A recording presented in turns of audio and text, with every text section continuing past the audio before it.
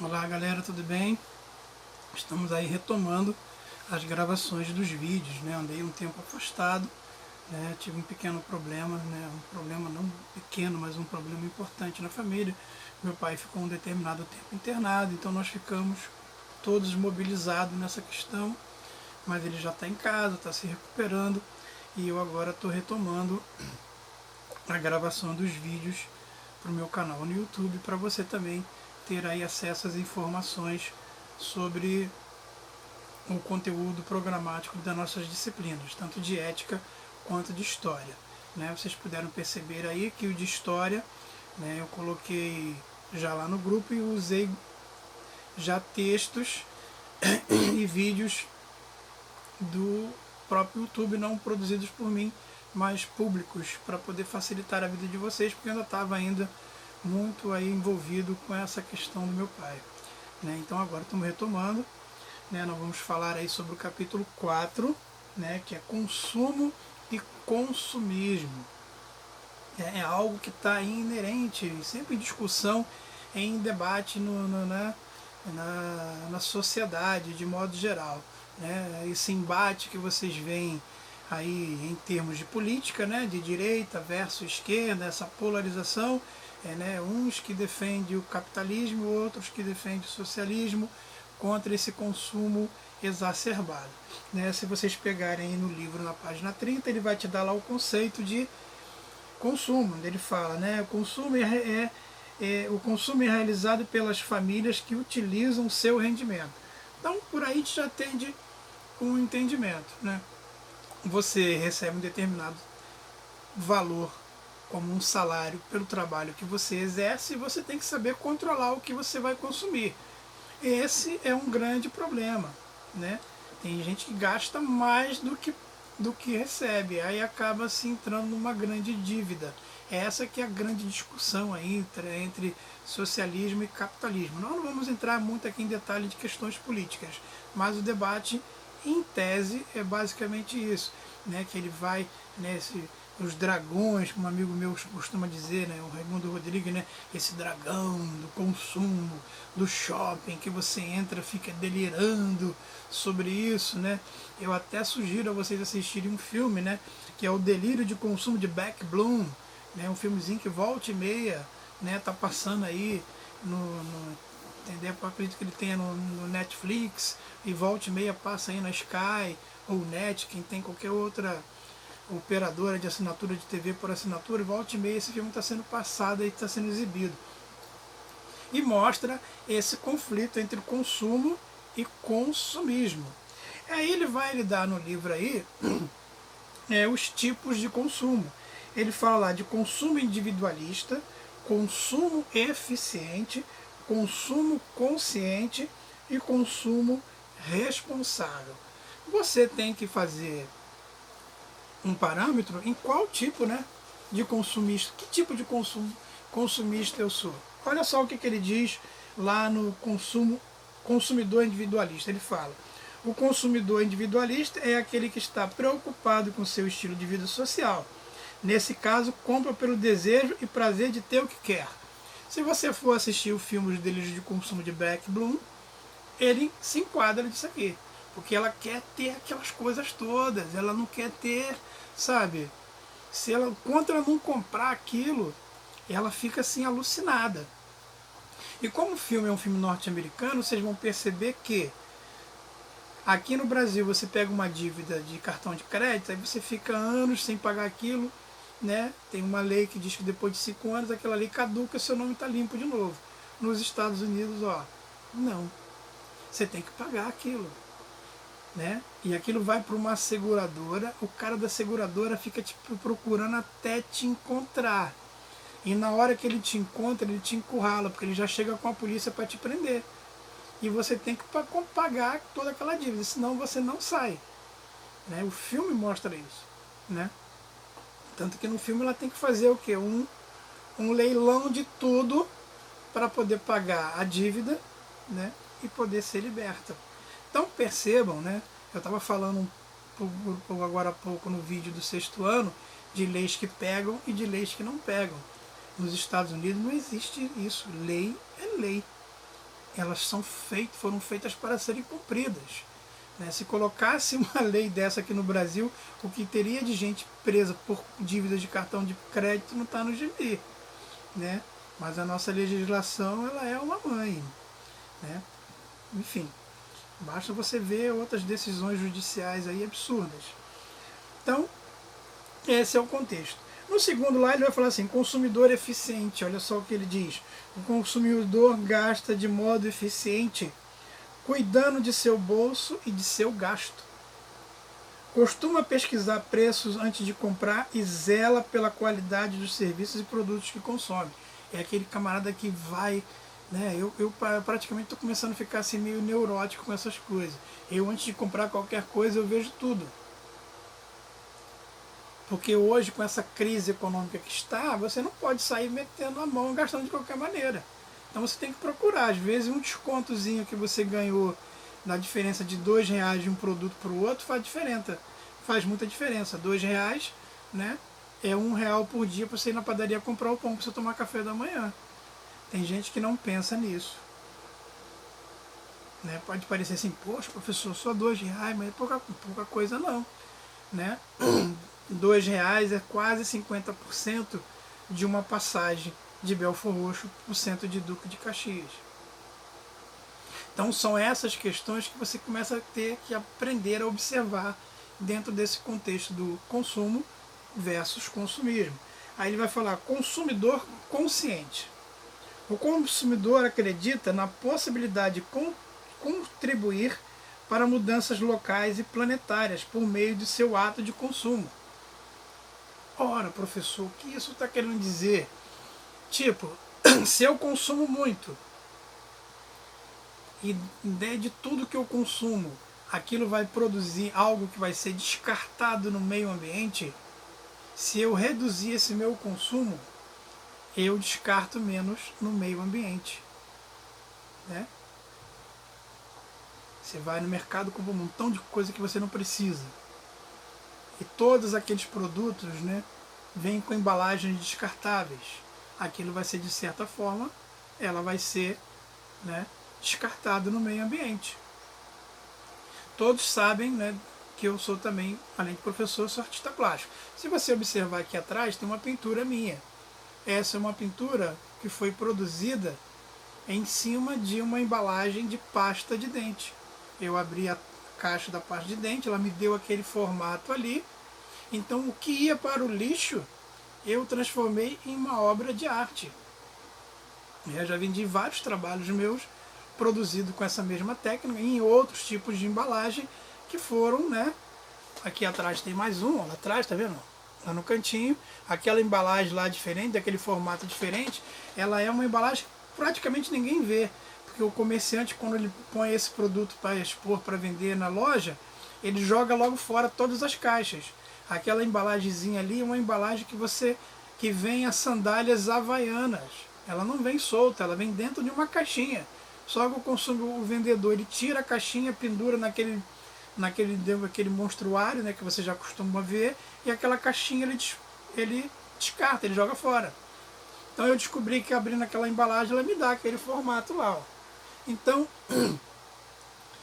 eu observando isso, também sou um consumidor consciente. Além de ser um consumidor eficiente, eu também posso ser um consumidor consciente, ou seja, eu ter consciência do meu controle de consumo para eu não descartar coisas no meio ambiente desnecessárias.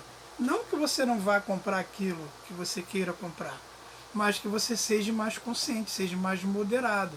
Né? Porque essa coisa do descarte daquilo que a gente comprou e vai descartando no meio ambiente, nós sabemos que tem pessoas que não têm essa consciência, jogam em qualquer lugar.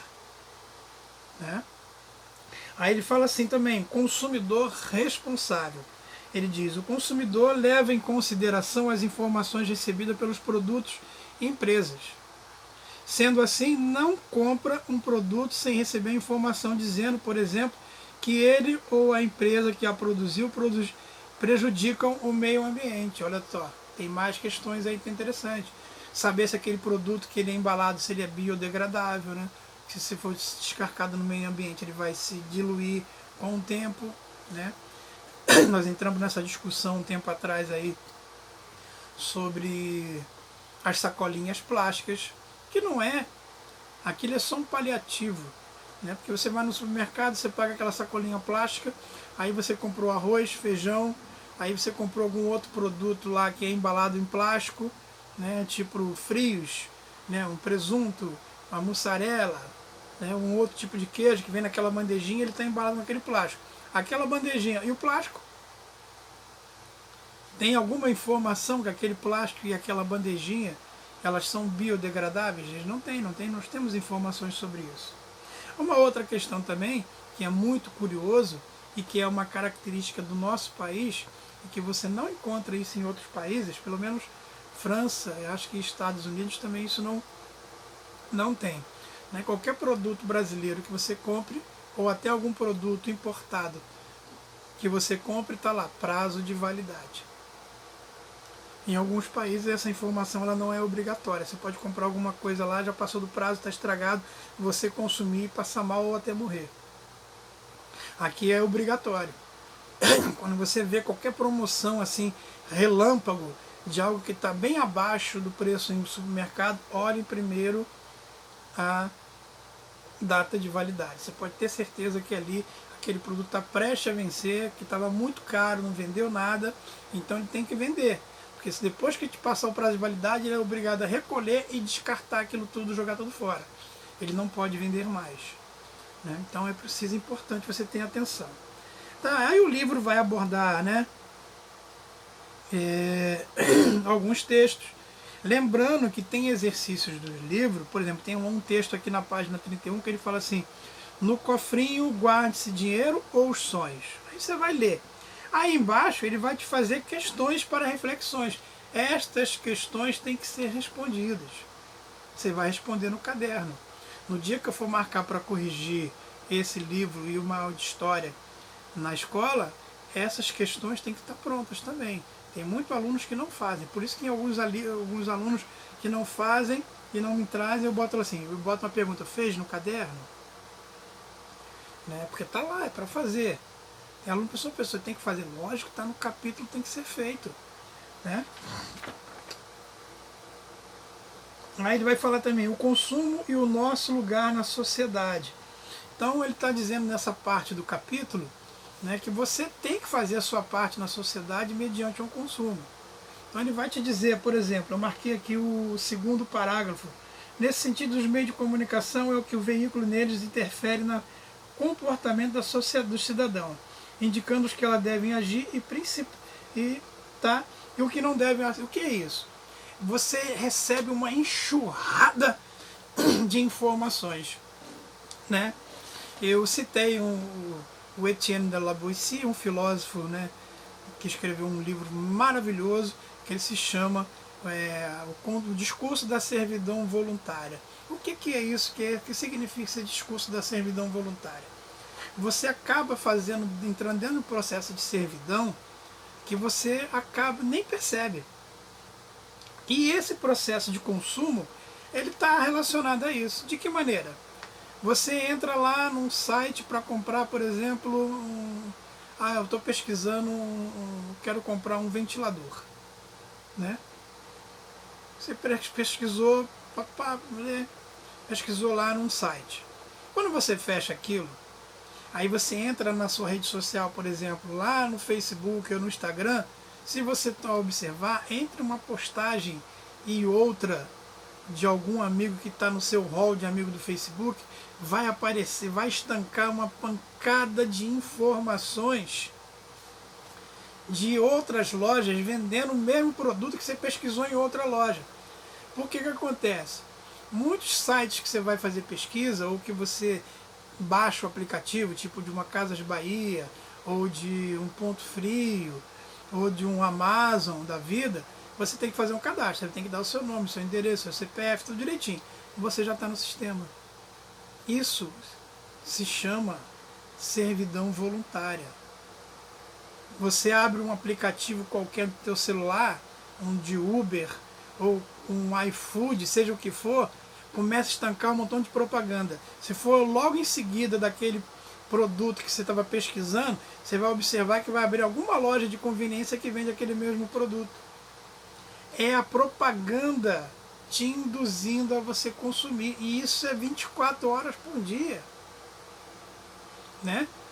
É aqueles sitezinhos, se você não tomar cuidado, quando você abrir o Google, vai começar a abrir um montão de propagandazinha do lado, que alguma coisa que você curtiu em uma outra pesquisa, ele fica te enchendo de coisa, de informação, te perturbando, te perturbando, te perturbando.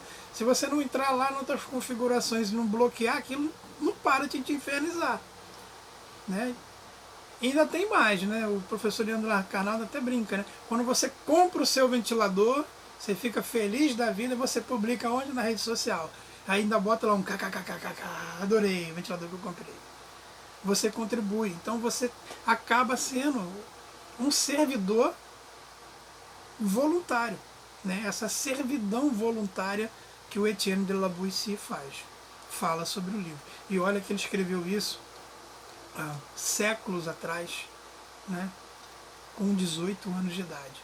Era um jovem filósofo com a cabeça bem à frente do seu tempo.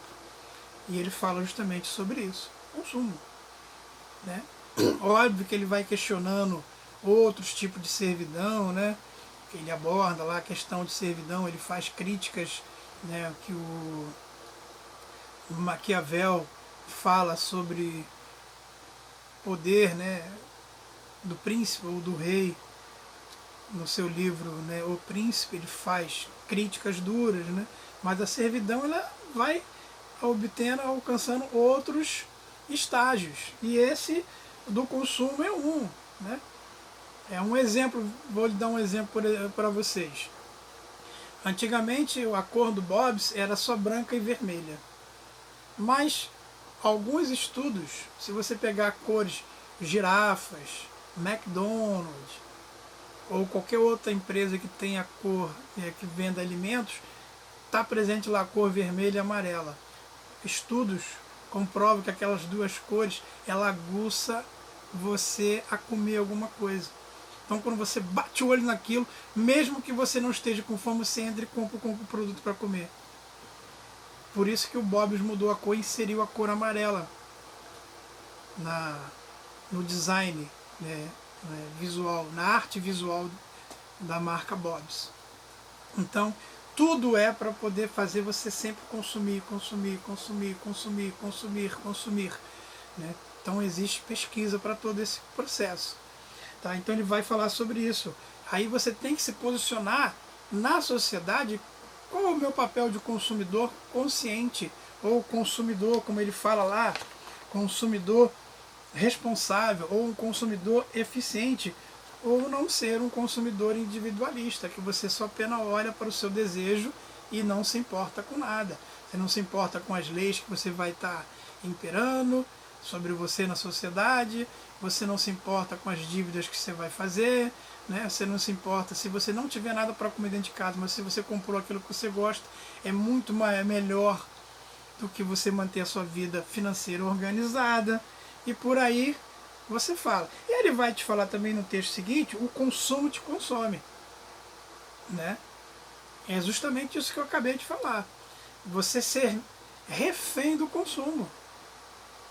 Né? Eu conheço pessoas que vivem de aparências, mas só para ter tudo aquilo que ela não, às vezes nem precisa ter, mas ela quer ter. Né? Ela quer ter aquilo. Todos sabem que eu sou um colecionador de disco de vinil. Né? Eu adoro comprar disco de vinil. Mas eu não deixo de comprar as coisas que eu preciso dentro da minha casa para dar dinheiro num disco de vinil. Eu conheço pessoas que pagam 800, R$1.000, R$1.500 num disco de vinil. Às vezes o disco nem é bom conceitualmente, o disco é horroroso, mas ele compra só para dizer que tem. Ah, aquele disco ali eu tenho. Só para satisfazer o ego dele de consumidor. É o consumo te consumindo, porque você está comprando aquilo só para te satisfazer o seu desejo de ter aquele, né? Estou falando de um exemplo de um CD, mas pode ser qualquer outro, né? Mulheres que gostam de ter um caminhão de sapatos, vestidos, que compra só usa uma vez, depois não usa mais, né? Garotos que adoram comprar tênis de marcas diferentes, caríssimos, né? Então é essa coisa do consumo. Então ele vai, no texto Consumo e Desconsumo, ele vai abordar sobre isso. E existe aí os exercícios que vocês precisam fazer, tá? É importante fazer todos os exercícios. Esse é um capítulo que ele vai ter bastantes exercícios, não são difíceis, tá? Então vamos ter atenção a esses exercícios. O último texto que ele vai falar, os últimos dois textos, ele fala o que consumimos e o que desperdiçamos, olha só. Né? Ele vai falar sobre questões sobre isso. Por exemplo, ele fala assim, há uma estreita relação entre consumo e desperdício que se reflete, inclusive no conceito de desenvolvimento sustentável. Olha aí, desenvolvimento sustentável. Eu dei o exemplo, né, das minhas pinturas. Ela é um desenvolvimento sustentável. Ou seja, ao invés de eu pegar e descartar isso, eu tenho aqui embaixo uma sacola imensa e mais ali em cima do meu guarda-roupa guardado só com embalagem que eu poderia jogar no lixo, mas elas se tornaram parte de instrumento do meu trabalho. Então eu não descarto ela no meio ambiente, porque eu estou transformando aquilo em um outro tipo de objeto que me possibilita, né, fazer o que o autor está dizendo aqui, de um desenvolvimento sustentável. Você também pode fazer isso. Né? Tem muitas outras pessoas que fazem isso, né? Aquelas garrafinhas que caixa de copos que vão para o lixo, descartáveis. Você pode, tem gente que faz artesanato, enfim. Estou dando um exemplo de coisas assim, de artes e artesanato, mas existem muitas outras coisas que são que se tornam também de desenvolvimento sustentável, né? Por exemplo, outro dia eu vi um anúncio no Facebook de um camarada, se você tem muito óleo de gordura que você usa muito, se for descartar aquele óleo, o camarada vai lá e resgata aquele óleo. Qual é o objetivo dele? A gente sabe que aquele óleo saturado, existe um recurso de fazer produzir sabão com aquele óleo, né? Então, em vez de pegar toda aquela gordura e descartar em um meio ambiente que vai entupir ou que vai prejudicar o meio ambiente, aquela pessoa vai lá, recolhe aquele óleo e ela vai produzir sabão, né? Então, existe todas essas questões. Então, ele vai absorver sobre isso. E a outra é a defesa do consumidor, né? Que você precisa estar atento. Esse problema aqui é um problema crônico, né? Provavelmente alguém da sua família já teve algum problema com algum produto que comprou, o problema deu problema, assistência técnica que não veio, veio e não resolveu o problema, né? Você comprou um negócio e não entregaram direito, entregaram com problema, quebrado, aí na hora de trocar é um caso sério para troca, né? São comerciantes que dão prazo que estão diferentes do prazo especificado pela lei, da lei do consumidor. Então tudo isso você precisa estar atento nessa parte final, aonde ele fala sobre defesa do consumidor. Tá? Não vou nem adentrar muito aqui, porque isso aí é um assunto, né, já bastante batido.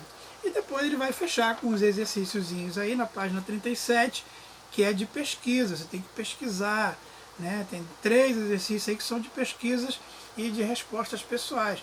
Tem que fazer no caderno e levar para mim, para eu corrigir quando eu marcar para vocês a data. Fiquem atentos para vocês levarem esses exercícios aí para eu corrigir para vocês aí.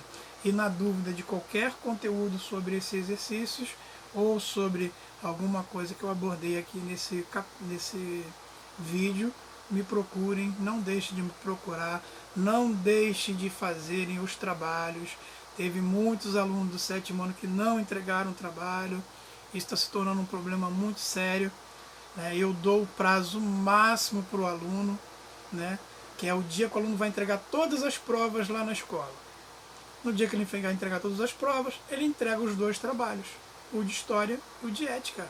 É tempo pra caramba!